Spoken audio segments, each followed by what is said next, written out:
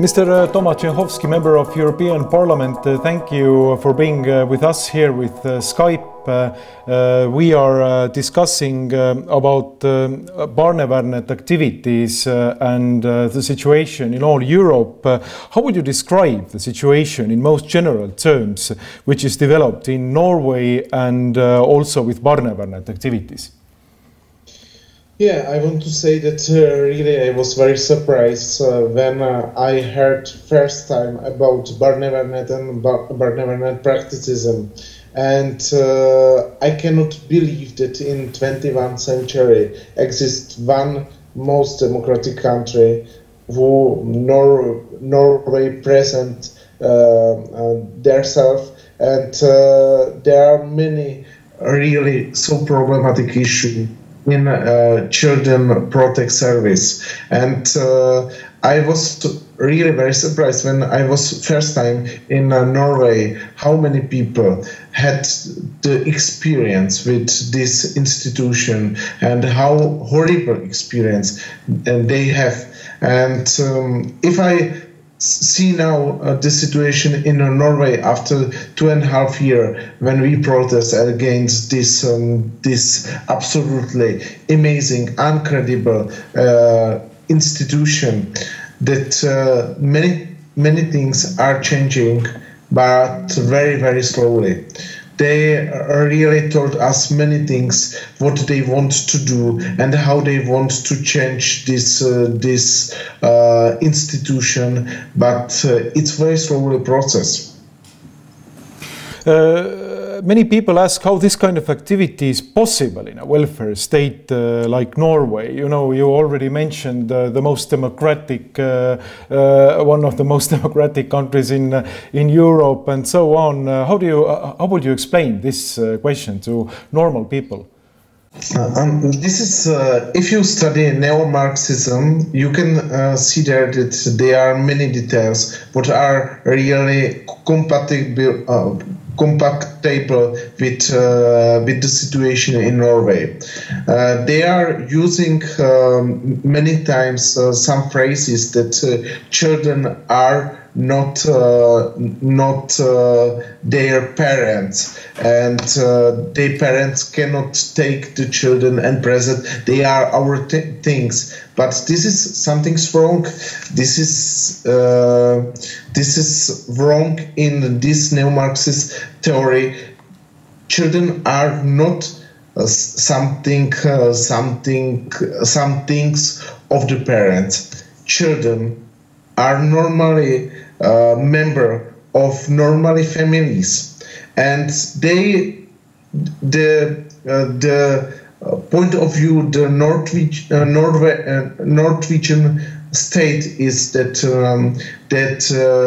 children are some state property what they have to protect, and children rights are on the higher level as family rights, and this is wrong. This is something what was changed 30 years ago on the very, very bad theoretical instruments and theoretical basis of Madame Killian, and from this perspective, they want to more protect children as really to protect normal family and life, and this is wrong. What do they really want? Do they want to protect children, or do they really want to take the children away from the parents?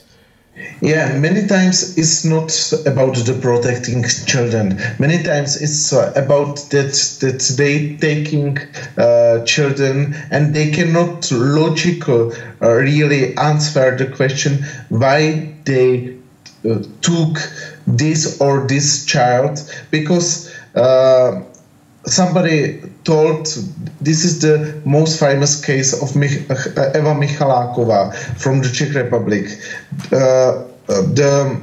woman in the kindergarten told that she is not sure, but she thinks that children was raped from their father. It was very long investigation, and at the end of this investigation, the police authority and the court told that it's never happened. But they never returned the children back because they told to Eva Michaláková and to other cases that there are another things, and then children are thinking that they want not to be with their parents. But if you see the videos, or if you heard the voices from the meeting between parents and children, you can see that this is not true. Children likes the families, likes their parents. They want to be with the parents, but the barnevernet is something as really some institution who need more and more cases, and they present it that they want to protect it, and they really prepare the children for the foster parents, and the foster parents become more money if they have these children in their welfare. And this is something as if they take the children out from the family, they never return the children back, and they have the children for a long time, and this is not about the protection. Then this is about that some Norwegian parents become the children from non-Norwegian immigrants, and they bring the children to the Norwegian values and to Norwegian language, etc. And something is there wrong because they can explain what is wrong in the family and what have to family do that they return the children back. They take it, and without any other decision, until that will be the children 18 years old. The parents cannot contact, they cannot to meet the children, and this is not about the parents. The case Eva Michaláková is that the grandfather of the family, who was never in some bad relation with children, cannot meet the children, cannot meet their grandchildren, and cannot have the contact with the children. Also, this is something what we know from the German time, from the Nazis time, and this is sometimes what we criticize as member of European Parliament. What does happen to these children when they are expropriated from their, let's say, or just taken from their parents? Yeah, this is so that first they have contact with their parents one times in month. Then comes the barnevernet with the idea that it's better if their parents don't have so much contacts, because after contacts with the parents, they have some psychological problem. Then is only 2 times in the year the parents want to send some letter to the children, and then they stop it. They say to the parents that they are bad parents, the children cannot to contact them, cannot to meet their parents, and they stop it. And the children are isolated from the parents, and so parents cannot never contact the children. And not only parents, whole the family. And they took the children and they are asking for the adoption, and then start the process of adoption. If the parents are weak, the children are adopted in 2-3 years. If the parents are fighting against, they are never adopted, but they will stay in foster families. Do you have statistics how many children are being taken from Barnevernet and how many families are involved in these tragedies? With statistics is really very, very difficult because I never become official answer from the Prime Minister, from the Minister who is responsible for children welfare, and from Barnevernet for my question that I want to know how many children are taken every year from the family. They told me that they don't have statistic, or they respond me general. I found some statistic on some portal, but I cannot believe that this is really so few numbers of children, because only my team has most as 1,200 children in our databases who was taken last 3-4 years, and there is not very problematic investigation. If you really go to the Facebook and to some secret group, when the parents present the cases, you want to see that there is more and more cases, and this is not only about immigrants. This is about some copy who is, one is immigrant and one is from Norwegian, and sometimes is from very poor Norwegian families. What about the seriousness of the cases? Could you have an idea how many, let's say, percent of the children are the real problematic issues? You know, people beating their children, raping and doing horrible things, and how many are just, let's say, totalitarianistic reproach to the family policy? I think from our 2.5 research is really about 25%. 25% they are really problematic families. They are using drugs, they are using alcohol, etc. But in other case, this is not any problematic family, and I think that if these children live in Estonia, they are in a normal care. The parents are poor, or parents are not very intelligent, but still they can really, they want to be with their children, and they can really to give love to children. Absolutely. And this is so, not everybody have equal 140, and not everybody is responsible.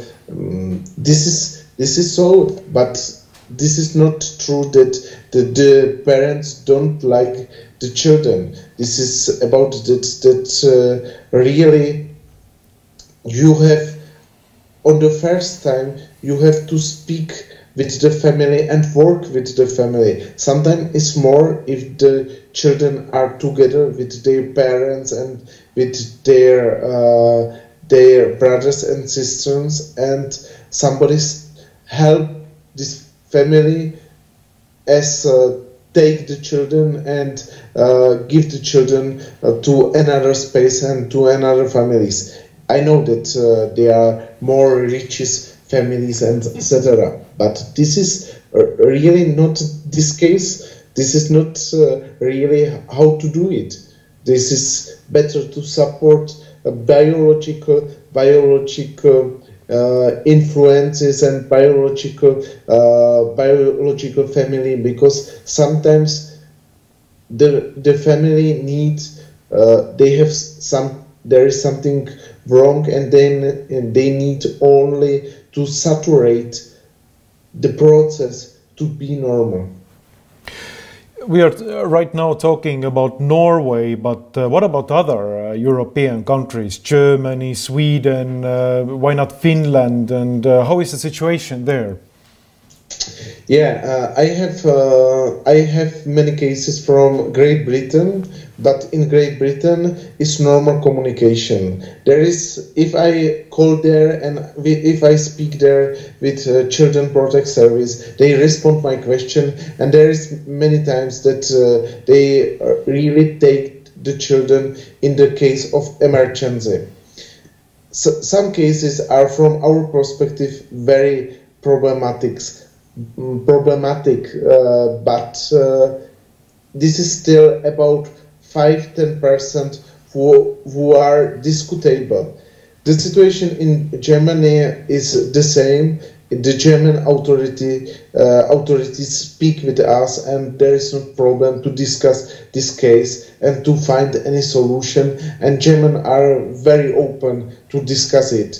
They never present their Children Protect Service that this is the best one, and they want to have any contact with us.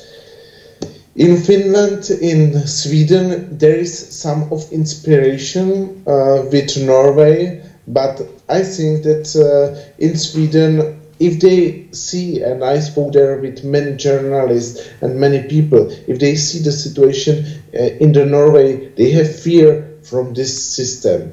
This Norway system is very independent, and many times nobody can to control the reason of the Barnevernet officer, and this is not in Sweden and in Finland. In Finland, there is some possibility to really to control and to really to find any other solution. And I think after the demonstration against Norway and against Barnevernet, Sweden and Finland are reform the democratic processes in this CPS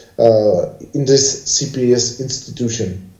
How is all this what Barnevernet does in Norway or some other organizations in German or in Great Britain? How is all this coping with let's say European Union laws, positions, and human rights developments? Yeah, the European Union is observed the human rights in all member state country. They was not observed never before the Norwegian, but after we start this investigation and we start this discussion about Norway, it will be on the agenda next committee for relation between EU and Norway, and I think the EU continually discuss and is watching on human rights and children's rights in all this country, but sometimes they don't have real information. And I think in a Norwegian case we have so much investigation and so much information. We want to present it, and we want to really discuss the errors of this Barnevernet, and this is very helpful. In other cases, in other states, nobody systematically worked on this issue, and European Union doesn't work too much with these cases, because if there is not somebody who will be protected and who will be attacked with these cases, the European Union only spontaneously criticizes it. What has been done against Barnevernet and what are the results right now?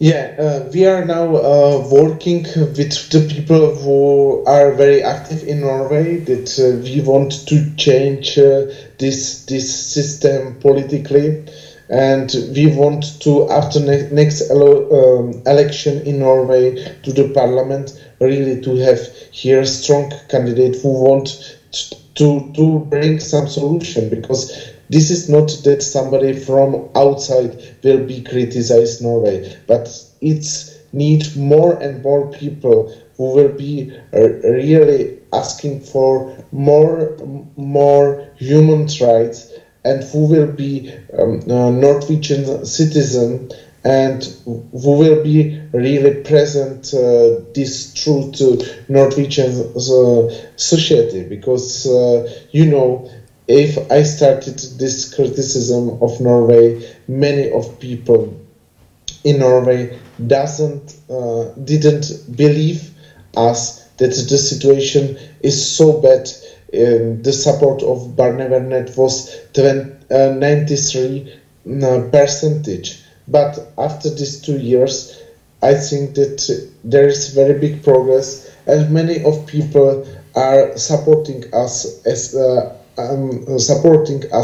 our activities. We have many people from psychologists. We have many people who are former officer of Barnevernet who support us, and we have many lawyers and many people who worked in justice and who want to make a reform of this system. So there is a great hope that the Barnevernet will be reformed in future. Yeah, I think so. I believe that really they need some time. But if you really see how many cases were solved last 2 years, and how many cases really ended that they return the children back to families, especially the case of Bornario, where was there 5 children, and many cases from the Russia, from the Ukraine, etc., from Germany. Also, I think that